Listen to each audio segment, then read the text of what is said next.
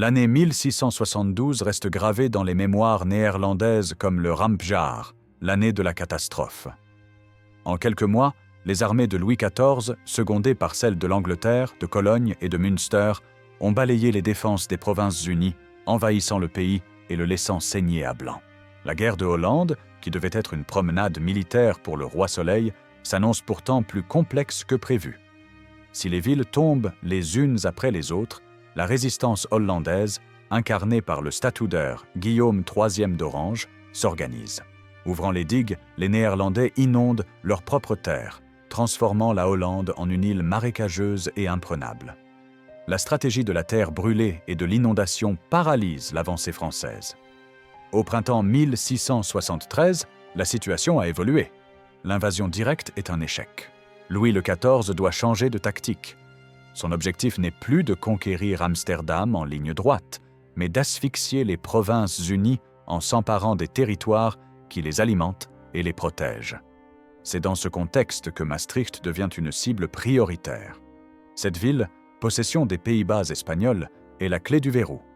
Elle contrôle la vallée de la Meuse, une artère vitale qui relie les principautés allemandes aux Pays-Bas.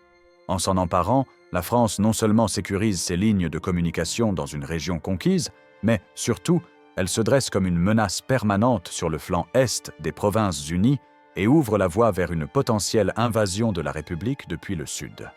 Pour cette opération d'une importance capitale, Louis XIV mobilise une armée considérable. Ce ne sont pas moins de 40 000 hommes et 70 canons qui sont rassemblés sous le commandement direct du roi en personne. Parmi les officiers supérieurs qui accompagnent le monarque, se trouve un homme dont le nom est déjà synonyme de courage et d'aventure. Il n'est pas un maréchal de France ni un prince de sang, mais sa réputation est telle que sa présence seule est un symbole. Charles de Batz-Castelmore, comte d'Artagnan, capitaine-lieutenant de la première compagnie des mousquetaires du roi, est là. Pour lui, ce n'est pas son premier siège, mais ce sera le dernier. Le théâtre est prêt, les acteurs sont en place, et la ville de Maastricht va devenir le témoin d'un épisode sanglant qui marquera la convergence de l'histoire et de la légende. Pour comprendre le siège de Maastricht, il faut d'abord présenter les trois hommes qui en seront les figures centrales, chacun incarnant un aspect différent de la puissance française. Louis XIV, en 1673, n'est plus le jeune roi incertain qui a dû mater la fronde. À 35 ans, il est le maître absolu de son royaume et le modèle de la monarchie absolue en Europe. Sa passion pour la guerre n'est pas un simple passe-temps de monarque, c'est un instrument de sa politique et de sa gloire. Il considère que le champ de bataille est le lieu où un roi doit prouver sa valeur et affirmer la grandeur de son État. Sa présence au siège de Maastricht n'est donc pas un simple geste protocolaire. Il y dirige les opérations, conseillé par ses meilleurs généraux, mais il y est aussi pour montrer à ses troupes et à ses ennemis que le roi Soleil partage les dangers et les efforts de ses soldats.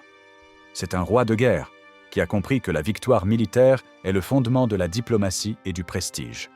Pour mettre en œuvre sa volonté militaire, Louis XIV s'appuie sur un génie de l'ingénierie. Sébastien le Prestre, marquis de Vauban. À 40 ans, Vauban a déjà révolutionné l'art de la fortification et surtout celui du siège.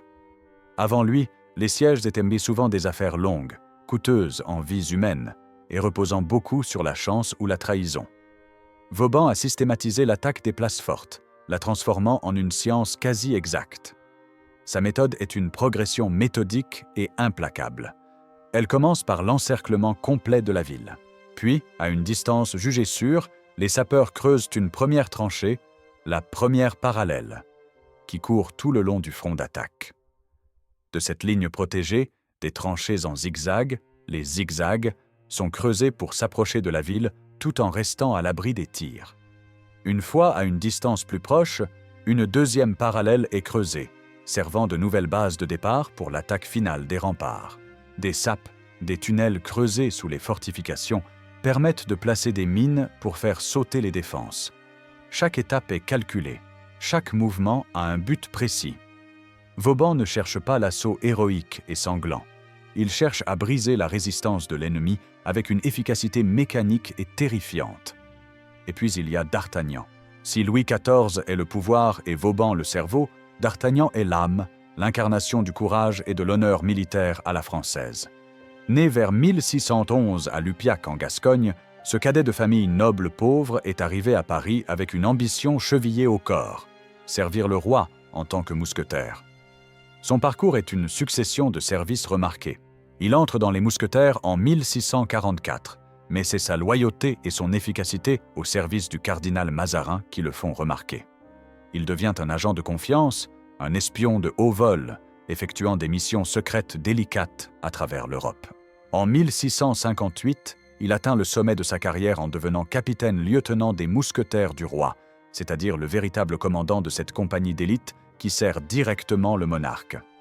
En 1667, Louis XIV le nomme gouverneur de l'île, une preuve de la confiance qu'il lui accorde. Mais d'Artagnan n'est pas un homme de salon, il est un homme d'action. En 1673, bien que gouverneur, il a demandé à rejoindre l'armée de campagne. C'est un soldat aguerri qui a participé à de nombreux sièges et batailles. Il connaît la guerre dans ce qu'elle a de plus brutal et de plus réel. Sa présence à Maastricht est celle d'un officier expérimenté dont le rôle sera de commander les troupes d'élite dans les missions les plus périlleuses. La ville que l'armée française va attaquer n'est pas une forteresse ordinaire. Maastricht est une place forte de première importance dont la situation géographique en fait un nid d'aigle naturellement défendable. La ville est construite sur la rive gauche de la Meuse, mais elle contrôle également une île formée par un bras secondaire du fleuve, le Wic. Cette configuration géographique complique toute attaque, car il faut contrôler à la fois la rive principale et l'île pour isoler complètement la ville. Ces fortifications ont été considérablement renforcées au fil des siècles, et tout particulièrement par les Espagnols qui en ont la charge. Les remparts médiévaux ont été modernisés et complétés par un système de bastions, ces ouvrages pentagonaux qui permettent de tirer sur les assaillants qui s'approchent des courtines, les murs reliant deux bastions. L'ingénieur hollandais Menno van Cohorn, le grand rival de Vauban, a lui-même contribué à améliorer les défenses de la ville, ajoutant des demi-lunes, des ouvrages avancés placés devant les bastions pour les protéger et des ouvrages en corniche pour défendre les fossés. Le point le plus redoutable de l'ensemble est le fort de Wic, situé sur l'île, qui protège la ville du côté est et commande le passage sur le fleuve. À l'intérieur de ces murs imposants, la garnison espagnole est prête à se battre. Commandée par le gouverneur Jacques de Fario, un militaire wallon expérimenté et dévoué à la couronne d'Espagne, elle compte environ 5000 hommes. Ces troupes sont un mélange de soldats espagnols, wallons, allemands et italiens, des professionnels de la guerre qui savent ce qui les attend. Les défenseurs disposent d'une artillerie bien fournie, positionnée sur les remparts et les bastions pour pilonner les assaillants. Les provisions en nourriture et en munitions sont suffisantes pour tenir un siège de plusieurs mois. Le moral est bon. Fario est un chef respecté, et ses hommes savent qu'une armée de secours commandée par Guillaume III d'Orange-Nassau est en marche. L'objectif des défenseurs est clair, tenir le plus longtemps possible pour épuiser les Français et attendre les renforts.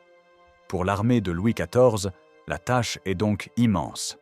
S'emparer de Maastricht est un défi technique et militaire majeur. C'est précisément pour cette raison que le roi a choisi d'y mener personnellement le siège, avec Vauban, pour diriger les opérations techniques.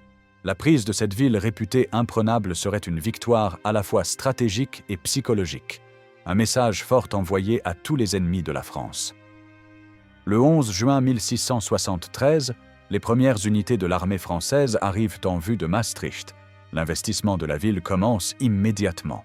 Les cavaliers et les dragons se déploient sur les routes menant à la ville, établissant un cordon sanitaire hermétique pour empêcher toute sortie des défenseurs et toute communication avec l'extérieur. L'infanterie et l'artillerie prennent position sur les hauteurs qui dominent la ville, comme la colline de Saint-Pierre, au sud.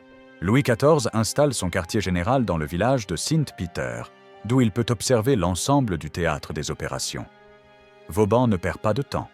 Avec son équipe d'ingénieurs, il procède à une reconnaissance minutieuse des fortifications.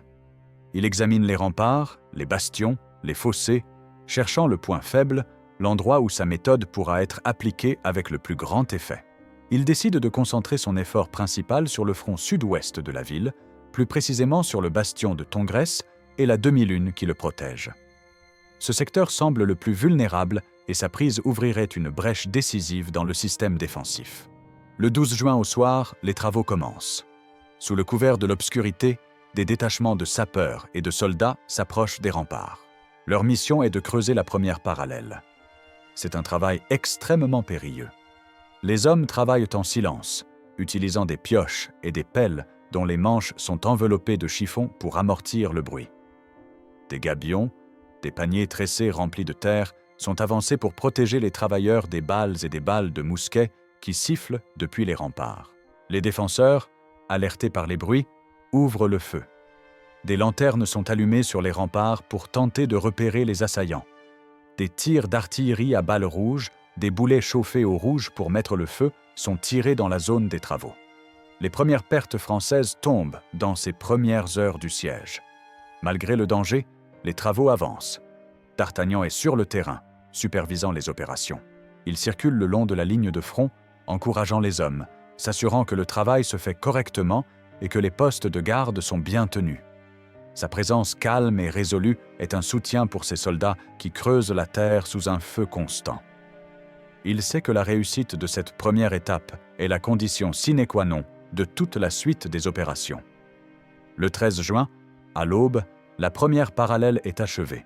C'est une longue tranchée de près de 2 km qui court à environ 600 mètres des remparts. Immédiatement, les Français commencent à la fortifier. Des redoutes, des petits forts en terre sont érigés à intervalles réguliers pour abriter des troupes et de l'artillerie légère. Des abris sont creusés dans les parois de la tranchée pour protéger les soldats des tirs ennemis. Cette ligne devient une base d'opération solide, un premier anneau de fer qui commence à étrangler la ville. Une fois la première parallèle établie et fortifiée, la phase la plus délicate et la plus lente du siège commence, l'approche. Vauban ordonne le creusement des tranchées en zigzag. Ces boyaux sinueux, larges de quelques mètres, sont creusés en diagonale par rapport aux remparts. Leur forme en S permet de progresser vers l'ennemi tout en restant protégé. Un assaillant qui avance dans un zigzag n'est jamais exposé sur plus de quelques mètres avant d'atteindre un angle protecteur. C'est une progression lente, pénible, qui peut prendre des jours pour ne gagner que quelques centaines de mètres. Pendant que les sapeurs français creusent, les défenseurs de Maastricht ne restent pas inactifs. Ils comprennent parfaitement la méthode de Vauban et savent que leur seule chance est de perturber ces travaux d'approche. Chaque nuit, ils organisent des sorties. De petits groupes de soldats agiles et déterminés sortent discrètement par des poternes, ces portes dissimulées dans les remparts, et s'attaquent aux travaux des Français.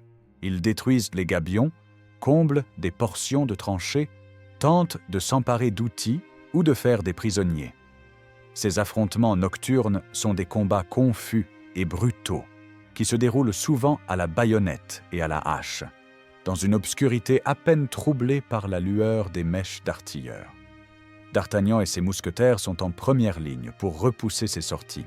Leur rôle est de patrouiller le long des tranchées et d'intervenir rapidement là où les défenseurs tentent une percée. Le 17 juin, une sortie particulièrement bien organisée des Espagnols parvient à surprendre un poste de garde français et à détruire une section importante d'un zigzag. D'Artagnan, alerté, rassemble une cinquantaine de mousquetaires et contre-attaque immédiatement.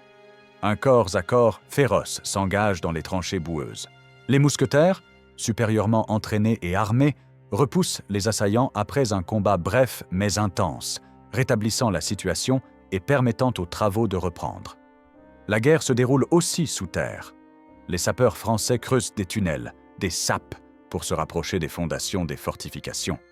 Mais les défenseurs font de même. Ils creusent des contre-mines, des tunnels destinés à intercepter les sapes françaises. Parfois, les deux équipes se rencontrent sous terre, dans des combats aveugles et terrifiants, à coups de pioches et de pistolets. Quand les Français parviennent à placer une mine sous un ouvrage ennemi, ils la font exploser, créant un cratère et causant des dégâts considérables. Les Espagnols font de même, faisant sauter des sections de tranchées françaises. C'est une guerre d'usure, une bataille des nerfs, où chaque mètre de terrain gagné est payé par la sueur, le sang et une ingéniosité constante. Pendant ce temps, l'artillerie française pilonne les remparts sans relâche. Les canons, positionnés sur la première parallèle, tirent de jour et nuit. Les boulets pleuvent sur la ville, visant les courtines pour les fissurer, les bastions pour détruire les canons qui y sont positionnés, et les maisons derrière les remparts pour semer la terreur parmi la population civile. La ville est bientôt enveloppée d'un nuage de fumée et de poussière. Le bruit incessant des canons et le sifflement des boulets deviennent le paysage sonore du siège. Après près de 2 semaines de travaux d'approche et de bombardements continus, Vauban estime que le moment est venu de frapper le premier grand coup. Les tranchées en zigzag ont atteint une distance suffisante pour permettre l'attaque de la demi-lune qui protège le bastion de Tongres. Cet ouvrage avancé est la première véritable ligne de défense de la ville. S'en emparer permettrait de prendre à revers les défenseurs du bastion et de créer une base idéale pour l'assaut final. La préparation de l'assaut est méticuleuse. Dans la nuit du 23 au 24 juin, l'artillerie française concentre son feu sur la demi-lune. Les mortiers lancent des bombes explosives qui s'écrasent sur l'ouvrage, tuant les défenseurs et détruisant les palissades. Les canons de plus petit calibre tirent à mitraille sur les remparts pour empêcher les Espagnols de réparer les dégâts ou de renforcer la garnison de la demi-lune. À l'aube du 24 juin, l'ordre d'assaut est donné.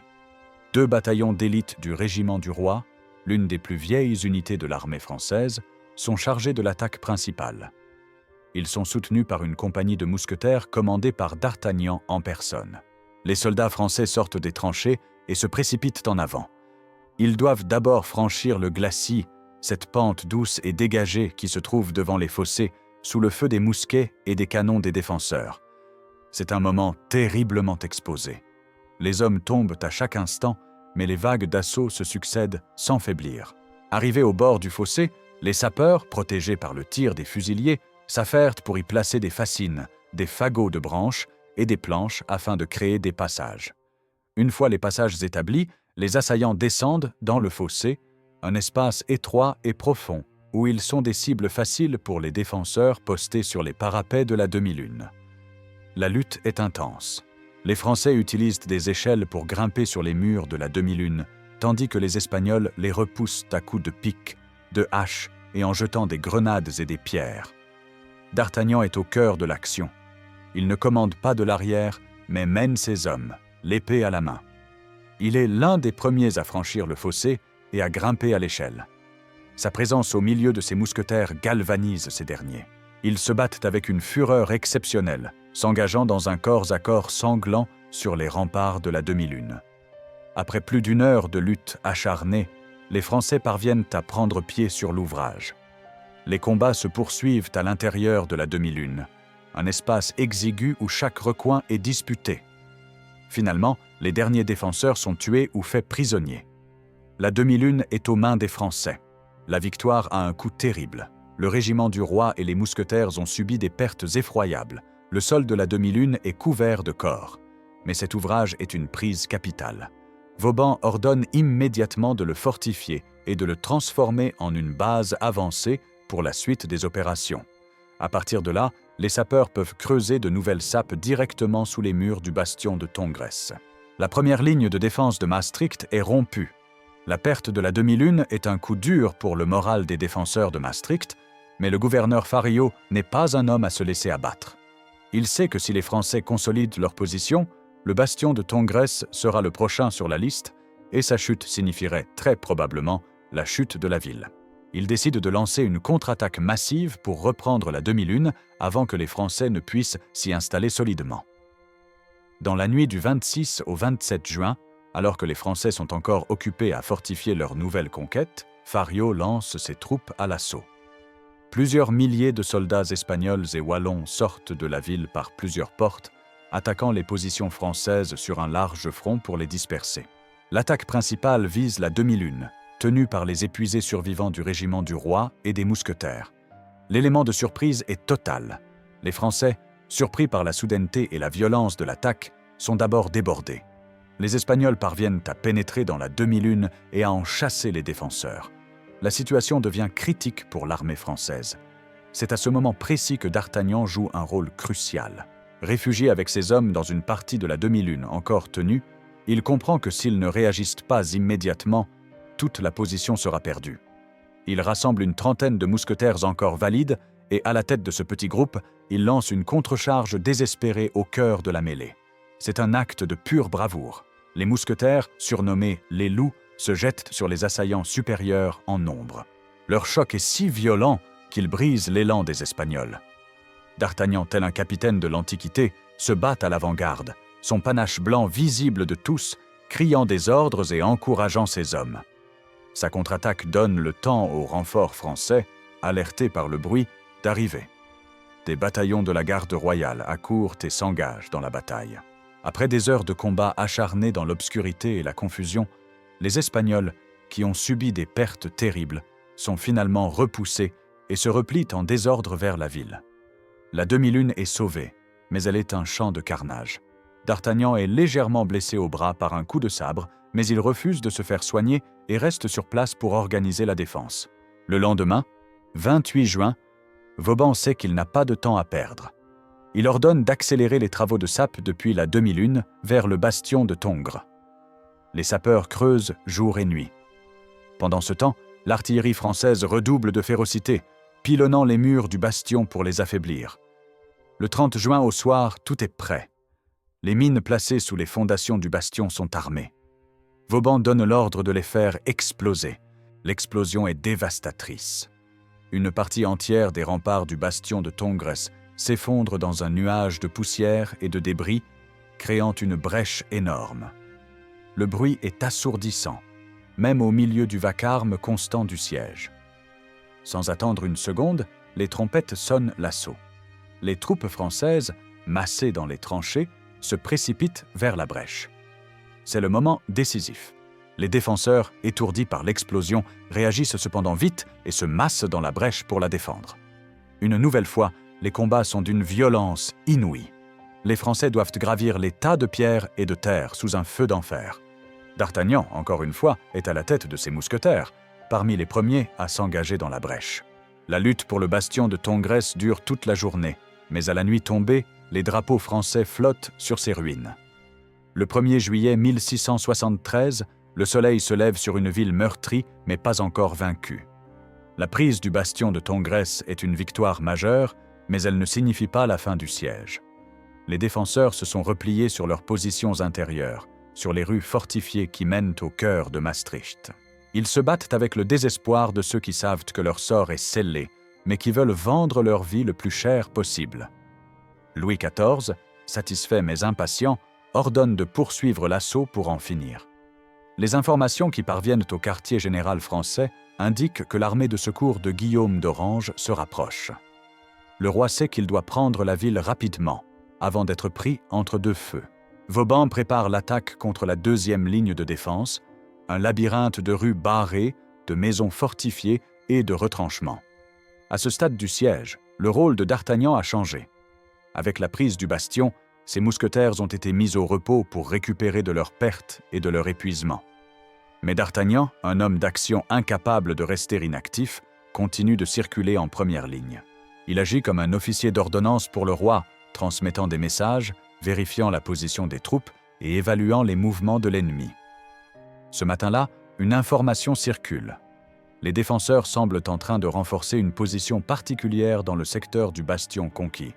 Il est crucial de savoir s'il s'agit d'une simple manœuvre défensive ou de la préparation d'une nouvelle contre-attaque. Le maréchal de Créqui, un des commandants sur le terrain, demande un volontaire pour mener une petite reconnaissance audacieuse pour aller voir de plus près. Sans hésiter, D'Artagnan se porte volontaire. Il ne s'agit pas d'une charge héroïque, mais d'une mission périlleuse qui demande du sang-froid et de l'expérience. D'Artagnan choisit une dizaine de ses mousquetaires, les plus aguerris et les plus discrets. À l'abri des ruines du bastion, il explique sa mission: s'infiltrer dans les rues adjacentes, observer les positions ennemies et rapporter l'information sans engager le combat si possible. Le petit groupe s'élance, se déplaçant avec une prudence extrême d'une maison à l'autre, utilisant les murs d'enceinte et les décombres comme couverture. Les rues de Maastricht sont étrangement silencieuses, un silence seulement troublé par le bruit lointain des canons et le cri des mouettes au-dessus de la Meuse. Soudain, alors que D'Artagnan se penche pour regarder par une ouverture dans un mur, un unique coup de feu retentit. Une balle de mousquet, tirée depuis une fenêtre ou un trou de mur, le frappe en plein cou. Il s'effondre sur le champ, sans un mot. La mort est instantanée. Ses mousquetaires, stupéfaits, se précipitent sur lui. Mais il n'y a rien à faire. Le capitaine-lieutenant des mousquetaires du roi, l'homme qui avait survécu à tant de batailles et de complots venait de trouver la mort de la manière la plus banale et la plus brutale qui soit au combat. Une seule balle perdue. La nouvelle se propage comme une traînée de poudre dans le camp français. Le roi, lorsqu'il l'apprend, est profondément affecté. Il perd non seulement un de ses meilleurs officiers, mais aussi un homme dont la compagnie et le jugement lui étaient précieux. Il ordonne que les plus grands honneurs soient rendus à D'Artagnan et que son corps soit embaumé et ramené en France pour y être inhumé dignement. La mort de D'Artagnan, bien que terriblement ressentie, ne change pas le cours des opérations militaires. Au contraire, elle galvanise la détermination des troupes françaises qui veulent venger leur chef emblématique. Le 2 juillet, un nouvel assaut est lancé contre les positions intérieures de la ville. Les combats sont d'une férocité sans précédent. Les Français utilisent des grenades en grand nombre pour déloger les défenseurs des maisons. Les rues de Maastricht deviennent des champs de bataille où chaque maison est une forteresse à prendre.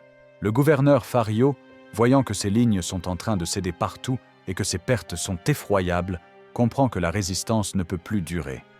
Il sait aussi que l'armée de Guillaume d'Orange, bien que proche, n'arrivera pas à temps.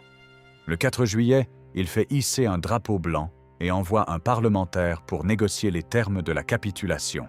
Louis XIV, qui ne souhaite pas une bataille de rue qui coûterait encore plus de vies à ses troupes et qui est pressé par l'arrivée imminente de l'ennemi, accepte des conditions clémentes. Les termes de la capitulation, signés le 5 juillet 1673, prévoient que la garnison espagnole pourra quitter la ville avec les honneurs de la guerre, c'est-à-dire en conservant ses armes et ses drapeaux.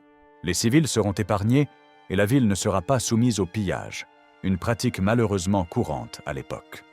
Le 6 juillet, Louis XIV fait son entrée triomphale dans Maastricht. Il est acclamé par les autorités civiles de la ville, soulagé que le siège soit terminé. Le roi se rend directement à la cathédrale Saint-Servais pour un Te Deum, remerciant Dieu de sa victoire. Pendant ce temps, les troupes françaises prennent possession des fortifications et de la ville.